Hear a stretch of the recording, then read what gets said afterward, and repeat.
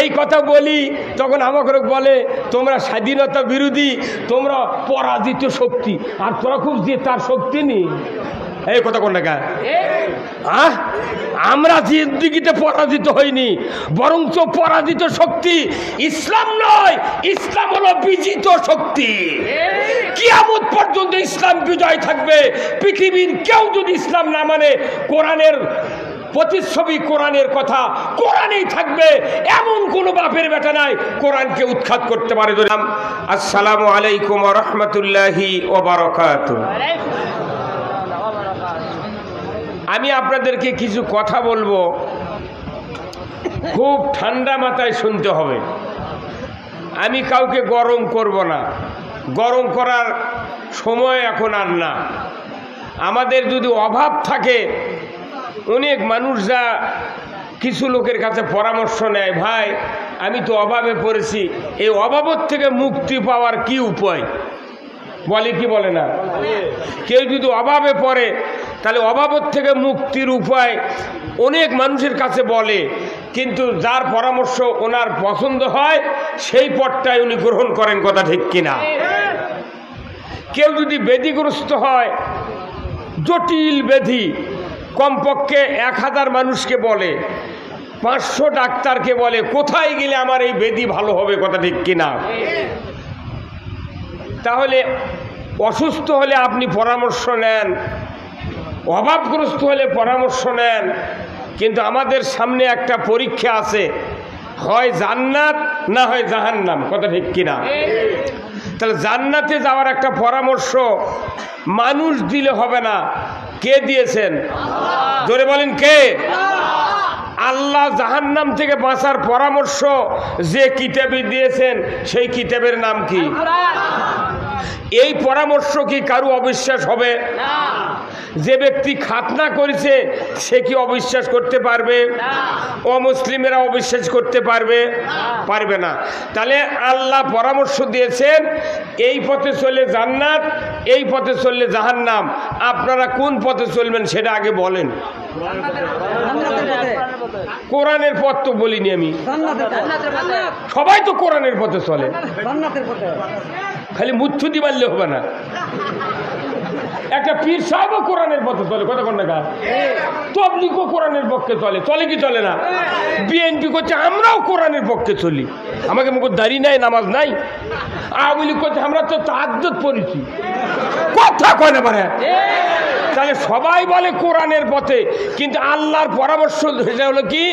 জান্নাত আর জাহান্নাম দুটা পথ। জান্নাত থেকে মুক্তির পরামর্শ কে দিয়েছেন?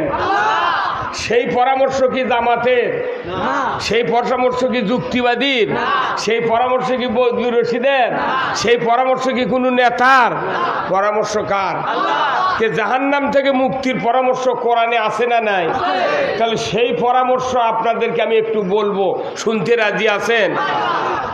আরো আশ্চর্য হবেন, 5,500 বছর আগে ফেরাউন মরিছে, ফেরাউন সুটকি হয়ে আছে। সেই মানুষকে আমরা কতদিন দেখেছি ফেসবুকে, মুখ চোখ কালো হয়ে সুটকি হয়ে পড়ে আছে। বাঙালির মাথার কি বুদ্ধি, আজ থেকে 15 দিন আগে সেই ফেরাউন হাসাছে। এই কত কোন ফেরানো হাসাচ্ছে, আমি চার্য হয়ে গেছি। এই কবে মিশরের জাদুঘর পড়ে আছে, একেবারে বাঙালি বুদ্ধি করে হাসিয়ে তুলছে। এরপরে গত 40 দিন থেকে দেখতেছি এই ফেরাউন আবার কথা ফুটিছে। এই ফেরাউনে বলিচ্ছে, ভাই তে তোমার নাম কি? কয় আমার নাম ফেরাউন। তে তোমার এই দুর্গতিকে? করছে আমি জালিম ছিলাম, মানুষের ক্ষতি করেছি, আল্লাহর বিরোধিতা করেছি, এই জন্য আমার এই অবস্থা। তে তোমাকে ইনকে সুটকি করে কে রাখলো? করছে এই জন্যে রাখা হয়েছে আমার থেকে যাতে ওই জালিম বান্দাগণ শিক্ষা গ্রহণ করে। কি মানুষের বুদ্ধি রে বা! মরা মানুষের মুখ দিয়ে কথা ফুটাচ্ছে, মরা মানুষের মুখ দিয়ে কথা ফুটালে বোঝে, অথচ কোরআন হাদিসের কথা বোঝে না। আমরা না বুঝে বেড়াচ্ছি কি? বুঝতে রাজি আছেন? কারা কারা দুহাত তুলে আল্লাহকে দেখান, নামান হাত। আমি আপনাদেরকে আগে পরীক্ষা করব যে জান্নাতের পথ ধরবেন না জাহান্নামের পথ ধরবেন। পরীক্ষা ছাড়া আমি রোগীর চিকিৎসা করি না। যেরকম ডায়াগনস্টিক সেন্টার আছে, প্রস্রাব পায়খানা, ইসিজি, তারপরে এমআরআই, এক্সরে, কত পরীক্ষা আছে না? ডাক্তাররা পরীক্ষা করে লিখে দেয় এই রক্তের গ্রুপেই, প্রেশার এই ব্যাধি, আপনি চিকিৎসা করেন ডাক্তার সাহেব। রিপোর্ট ডাক্তারের কাছে দিলে ইচ্ছা মতো ওষুধ লেখে। আপনাকেও আমাকেও পরীক্ষা করার দরকার আছে না নাই? সে পরীক্ষা রক্ত নেওয়া হবে না, আপনার মুখ দিয়ে আপনাকে পরীক্ষা করা হবে। হ্যাঁ, এই পরীক্ষা যারা যারা ফেল করবেন জিব্রাইল ওর পাস করাবে পারবে না। তাহলে আগে পরীক্ষা করা দরকার, কথা ঠিক কিনা? তাহলে পরীক্ষা করতে গেলে স্লোগান দেওয়া লাগবে। রাজি আছেন?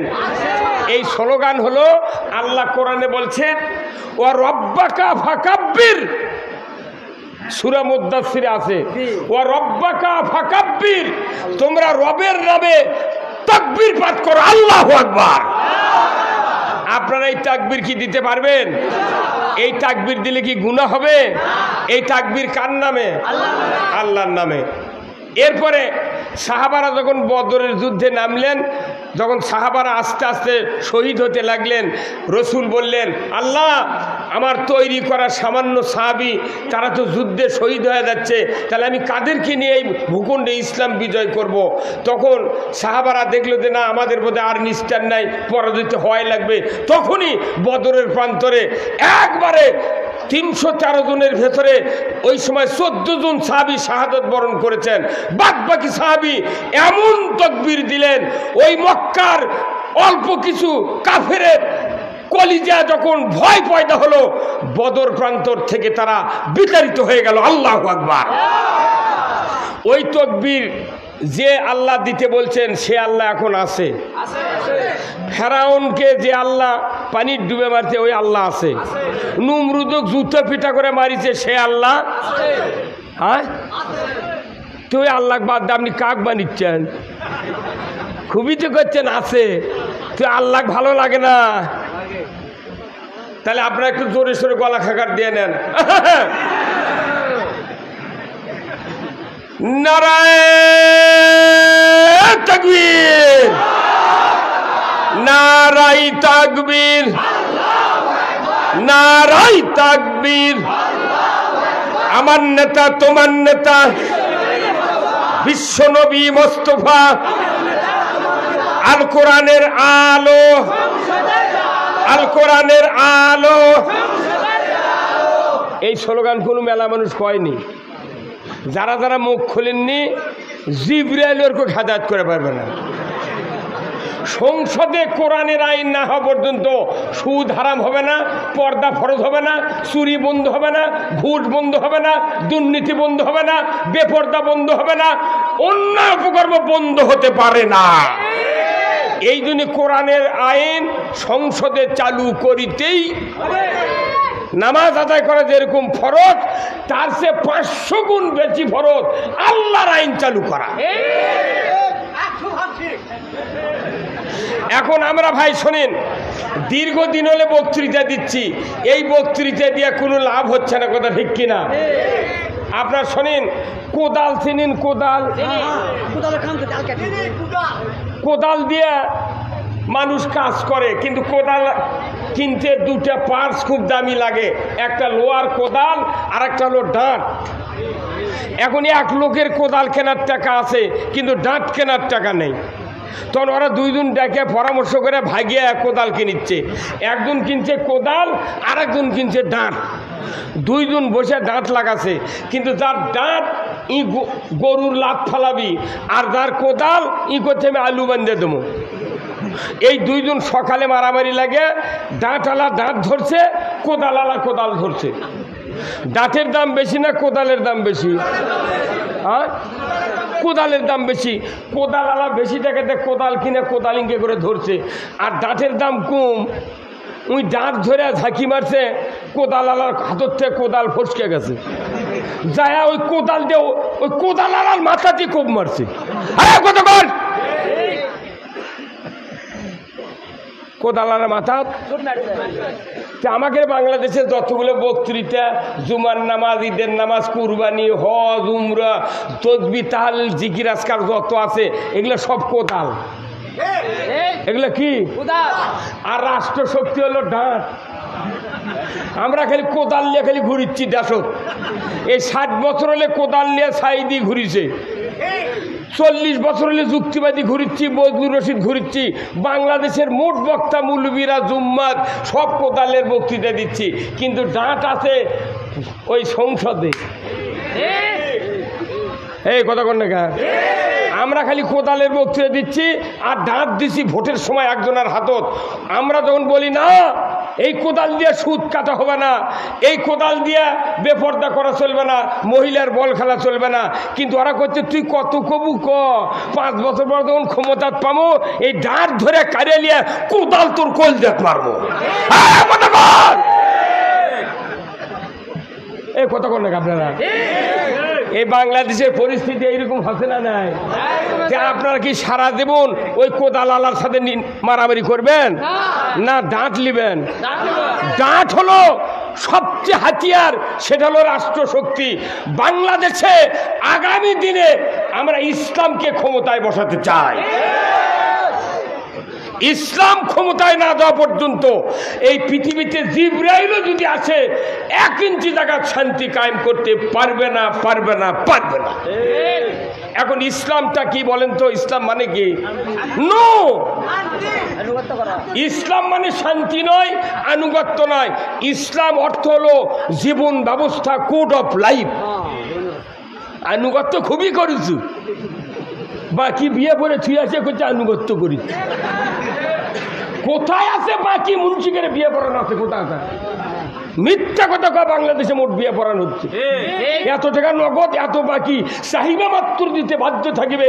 এই অঙ্গীকারে তোমাকে শাদী করতে আসিয়াছে, তুমি তাকে স্বামিত্বে কবুল করো। কি চাপ দিচ্ছে? মিশা কথা গাইছে করতে আনুগত্য। ইসলাম মানে আনুগত্য। ইসলাম মানে হলো জীবন ব্যবস্থা। ইসলাম মানে জীবন ব্যবস্থা। এই জীবন ব্যবস্থা মানলে শান্তি, না মানলে অশান্তি। বাংলাদেশে যখন পূর্ব পাকিস্তান ছিল 24 বছর ইসলাম কায়েমের কথা বলে পাকিস্তান আন্দোলন করেছিল আলেম ওলামারা। কায়েদ আজম জিন্নাহ মুসলমানের সাথে গাদ্দারি করে ইসলামকে ক্ষমতায় না বসে তারা এমন একটা আইন তৈরি করে জাতিকে শাসন করেছে। আমার পূর্ব পাকিস্তানকে তারা শোষণ করেছিল, ধরে বল ঠিক কিনা? ব্রিটিশ কাফেরের আইন দিয়া 190 বছর এই ভারতবর্ষ শাসন করেছে, শান্তি হয় নাই। 54 বছর বাংলাদেশে 17টা প্রধানমন্ত্রীর কাছে নিজস্ব বাপদাদার আইন তৈরি করে। মুরব্বী কথা বলে না, আপনি বাপদাদার আইন তৈরি করে আপনি মানে জান্নাতে যাবেন, এটা পাগলের বুদ্ধি। কতক্ষণ কার আইন মানা লাগবে? তাহলে জীবন ব্যবস্থা হলো আল্লাহর আইন। এই আল্লাহর আইন যারা মানবে, আল্লাহ বলেছেন তারা মুসলমান, আর যারা মুসলমান হবে তারা মৃত্যুর পর আল্লাহর জান্নাতে যাবে। জোরে করে আল্লাহু আকবার। আমরা কি আল্লাহর আইন মানতে পারছি? তাহলে কেন পারছি না? কেন আল্লাহর আইন দরকার? এই দুটা চিকিৎসা আমি দিয়ে মঞ্চর থেকে নেমে যাব। এখানে বক্তৃতা দেওয়ার কিছু নাই। আজকে এই বেগুন গ্রামের মানুষের জন্য আল্লাহর পক্ষ থেকে একটা রহমতের দরজা খুলে দেওয়া হয়েছে। গতকালকে কি আবহাওয়া, তার আগের দিন কি, তার আগের দিন কি, আর আজকে কি? আল্লাহ ইচ্ছা করলে মুসুলধারে পানি দিবার পারে না। গতকালকে আমার প্রোগ্রাম ছিল বাঁকড়াতে, একটা প্রোগ্রাম ছিল। আমি দোয়া করেছি, আল্লাহ আগামীকাল আইয়ুব আলী আনসারীর ছোট্ট একটা গ্রাম, যে গ্রামের সাথে তরকারির সম্পর্ক,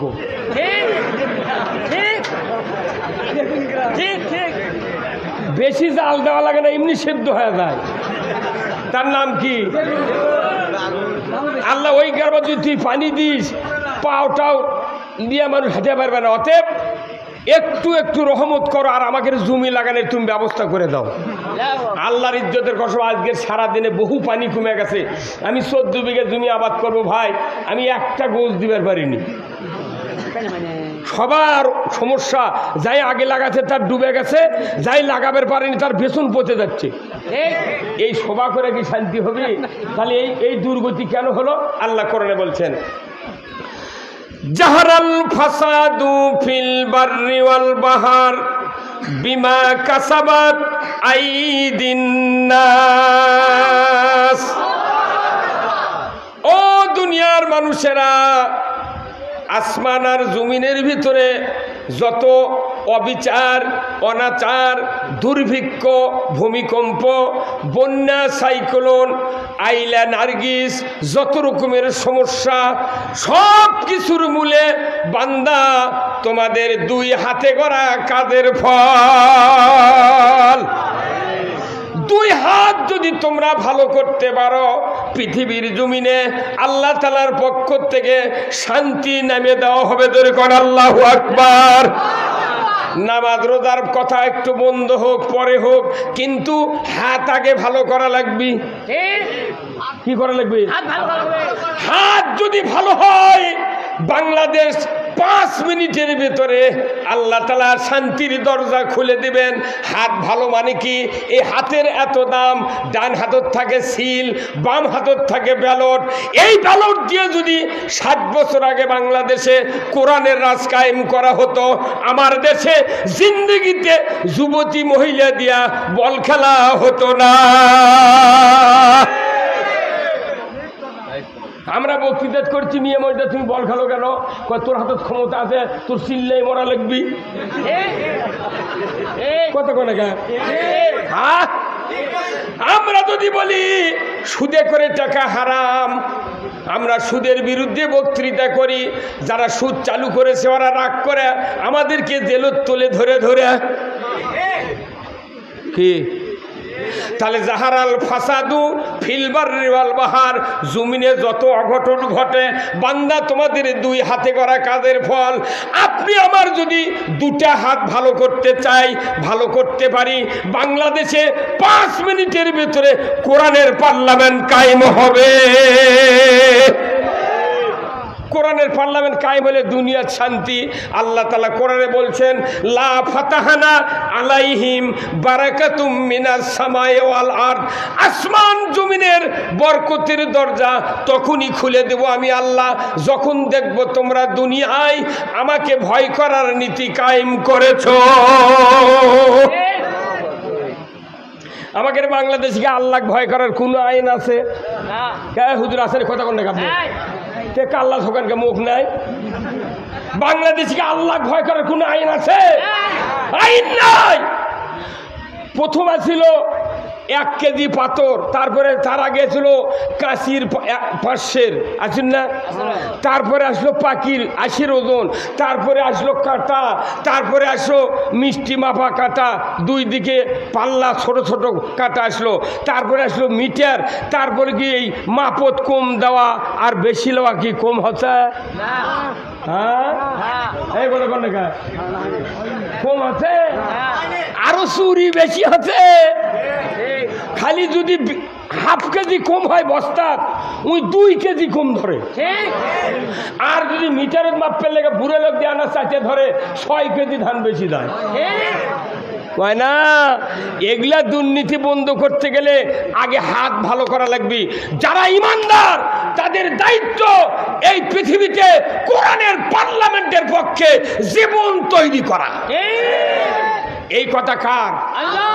তাহলে হাত ভালো আগে করা দরকার ছিল না? আমার রাস্তা লাগবে না, কারেন্ট লাগবে না, কিচ্ছু লাগবে না। সরকার যদি আইন করে এই হাত দিয়ে ভালো লোক ভোট দেওয়া লাগবে, উই বেকারে ভোট দিবি। কিন্তু আপনি ভোট চুরি করে আমার করছেন, কোনো কথা কব না, খালি দেখা চলবি, শোনা চলবি, কোয়া দেবে না। কি না সাহস কিরে? একটা যুবতী মেয়ে দিয়ে বল খেলাচ্ছে। আফসোস, যে দেশে শতকরা 87% মুসলমানের দাবিদার, সেই দেশে ইন্টারের ছাত্রী, ক্লাস 10-এর ছাত্রী, 9-এর ছাত্রী, 8-এর ছাত্রী গোলাপ তাদেরকে দিয়ে বাংলাদেশে বল খেলানো হয়। টেলিভিশনে কয় বিদেশের মাটিতে বাংলাদেশের গৌরব উজ্জ্বল মহিলারা আমাদেরকে স্থান করে দিয়েছে। এই কথা কোন টাকা? আপনি মহিলা দিয়ে বল খেলবেন আর জুম্মার তাহাজ্জুদ পড়বেন, ওই তাহাজ্জুদের 4 আনার দাম নাই। এই কথা কোন টাকা? সুদ ব্যাংকে সুদ চলবে, আপনার উমরা করার হজ করার 4 আনার দাম নাই। আপনি সুদের টাকা দিয়ে হজ করে ওটি যা করছেন, ইন্নাল হামদা ওয়ান নিয়ামাতা লাকাল মুলক, আল্লাহ তোমার সমস্ত প্রশংসা আর যত নিয়ামত তুমি পৃথিবীতে দিয়েছো, তোমার সবচেয়ে বড় নিয়ামত আল্লাহ তোমার রাজত্ব। এই বাংলাদেশে 30 লক্ষ বড় হাজি আছে আর কয়েক কোটি আছে উমরার হাজি। এই হাজিরা যদি আল্লাহ রাজত্ব কায়েমের জন্য চেষ্টা করত আর মসজিদের ইমামরা যদি খুতবার ওই হাদিসের অর্থটা বলতো, আমাকে বাংলাদেশ জামাত ইসলামী নয়, তবলিগ নয়, আওয়ামী লীগ নয়, বিএনপি নয়, জাতীয় পার্টি নয়, কারো বক্তৃতা করা লাগতো না, ওই হাদিকের ঠেলায় বাংলাদেশে ইসলাম কায়েম হয়ে যেত।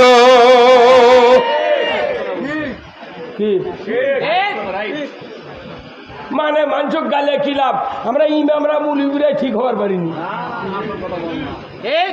বাইতুল মোকাররমের ইমাম এত বড় জালিম, আল্লাহর কথা না বলে নেতার পক্ষে তেল দেওয়ার কারণে তার খতিবগিরি ছেড়ে পলে যাওয়া লাগছে। অথচ খুতবা ওখানে যেটা পড়েছে আপনাদের মসজিদে গতকালকে সেই খুতবা পাঠ করছে। আমার ভাইরা, আল্লাহ রাব্বুল আলামিন কোরআনুল কারিমে সূরা নহল 90 নম্বর আয়াত আল্লাহ তাআলা সানি খুতবার ভেতরে আশরাফ আলী থানভী একটা আয়াত লিপিবদ্ধ করে রেখেছেন। প্রতিদিন মসজিদের ইমামরা আমরা তেলাওয়াত করি। ওখানে বলা আছে, ইন্নাল্লাহা ইয়ামুরু বিল আদলি ওয়াল ইহসান ওয়া ইতা'i যিল কুরবা ওয়া ইয়ানহা আনিল ফাহশাই ওয়াল মুনকারি ওয়াল বাগই ইয়াইযুকুম লাআল্লাকুম তাযাক্কারুন। আমার আল্লাহ বলেছেন, নিশ্চয় আমি আল্লাহ আমার পক্ষ থেকে আদেশ করতেছি তোমরা 3টা কাজ অবশ্যই করবে। 1 নাম্বার, ন্যায় বিচার সমাজে কায়েম করবে। যেরকম আল্লাহু আকবার। নামাজ যেরকম ফরজ, সমাজে ন্যায় বিচার কোর্টের মাধ্যমে সরকারি আইনের মাধ্যমে কায়েম করা ওই রকম ফরজ। সরকার যদি ন্যায় বিচার কায়েম করে আমাকে কি ক্ষতি না লাভ? কিন্তু ন্যায় বিচারের কথা আমরা খবর লেগে সাইদি খবর লেগে ধরে লে যা ইঞ্জেকশন করে মেরে ফেলে দিল। তোরা খাওয়ালে বিকায়, আমরা কি জানি না? আমরা মুসলমান লই কথা কর ময়না। ন্যায় বিচার কায়েম করা ফরজ কে করেছেন? আল্লাহ কোরআনে বলছেন সূরা বাকারায়, ইয়া আইয়ুহাল্লাযীনা আমানু কুতিবা আলাইকুমুল কিসাসু ফিল কতলা। ও দুনিয়ার ইমানদারেরা, তোমাদের উপর কোরআন ভিত্তিক আদালত ব্যবস্থা কায়েম করা ফরজ করা হয়েছে। জোরে কোন আল্লাহু আকবার। রোজা ফরজ করেছেন কে? আল্লাহর আইন কায়েম করা ফরজ করেছেন কে? ইসলাম বিজয়ের জন্য প্রাণান্তকর সংগ্রাম করতে হবে। কুতিবা আলাইকুমুল কিতালু ওয়া হুয়া কুরহুল লাকুম। প্রাণান্তকর সংগ্রাম তোমাদের উপর ফরজ করা হয়েছে, অথচ তোমাদের কাছে এটা অপ্রীতিকর। বলুন তো, একই কায়দায় রোজা ফরজ, একই কায়দায় সংগ্রাম ফরজ, একই কায়দায় আদালত ব্যবস্থা কায়েম করা ফরজ। তাম বাংলাদেশের যত রাজনৈতিক দল আছে, ধর্মীয় দল আছে, মহিলা আছে, পুরুষ আছে, সবাই রোজার পক্ষে। ধরে বলুন ঠিক কিনা? কিন্তু যখন কোরআনের আইনের কথা বলা হয় তখন উদ্ভট কথাগুলি বলে এদেশে কোরআন আইন কায়েমের বাধা দেয়। এখন যারা বাধা দেয় তার কি অবস্থা কি? সূরা নহলের কথা শুনলেন। 3টা কাজ করতে হবে। 1 নাম্বার, ন্যায় বিচার করতে হবে, ইনসাফ ভিত্তিক সমাজ কায়েম করতে হবে, আর আত্মীয় স্বজনের সাথে সদ্ব্যবহার করতে হবে। পিতার সাথে ছেলের যে সম্পর্ক, এই সম্পর্ক মৃত্যু পর্যন্ত অক্ষুণ্ণ রাখতে হবে। বড় ভাই হিসেবে বোনের সাথে যে জমি নিয়ে গন্ডগোল, ওই বোনকে 1 শতক মাটি কম দেওয়া যাবে না। এই বক্তৃতা প্রতিদিন শুক্রবার মসজিদে ইমাম দেয়। ওই গাঁওতি মোটটা সম্পত্তি বেটা করে লেগে দিয়ে বিটি করছে, মা তোর জন্য খালি দোয়া। এই 400 বার যদি হজ করে হজরে আসওয়াদ পাথর গিলাও খায় আসে, এই জীবনে জান্নাতে যাবার পারবে না। গোল্ডেন পেনের সিগনেচার দেবো, ফাজলামো নাকি? এই দেশে ইসলাম কায়েম হলে কোনো ভাই কোনো পিতা সন্তানের হক নষ্ট করতে পারবে না, পারবে না। এই 3টা আদেশ কে দিয়েছেন? এরপরে 4টা কাজ করেছেন। আল্লাহ বলেছেন এটার ধারে কাছে যাওয়া যাবে না। ফাহশাই ওয়াল মুনকার, খারাপ কাজ, হারাম কাজ, অশ্লীলতা, গর্হিত, হারাম, এই 4টা কাজের ধারে কাছে যাওয়া যাবে না। সরকার কর্তৃক যদি এই আয়াতের ভাষ্যকার যদি মন্ত্রী পরিষদ থেকে যদি সমাজে চালু করা হতো, ওই ইমাম সাহেব বক্তব্য দেওয়ার সাথে সাথে মুসল্লির কলিজার ভিতরে আল্লাহর ভয় পয়দা হতো। এত বক্তৃতা দিচ্ছি, ভয় কেন পয়দা হয় না? কারণ আল্লাহর আইন সরকারের দ্বারা এদেশে কায়েম নাই। আমরা মনে করেছি যে মুলিবরে এগুলো করছে, ওরা বানিয়ে বানিয়ে করছে। বেটা তুমি না পড়ে দেখো না কে দোয়া কোনো তাই মুখস্থি করে পারিস নি। 40 বছর হলে বেতের নামাজ পড়ছু, খালি আল্লাহ আকবর কা মুখ লড়াই, একটাও দোয়া কয় না। আর মাদ্রাসার ছোট ছোট বাচ্চারা 14টাও আছে দোয়া কুনুতত, এরা মুখস্থি করতে করতে ঘাড়ের রগ শুকে যাচ্ছে। তারপর ওরা সেদিন কোরআনের কথা করছে।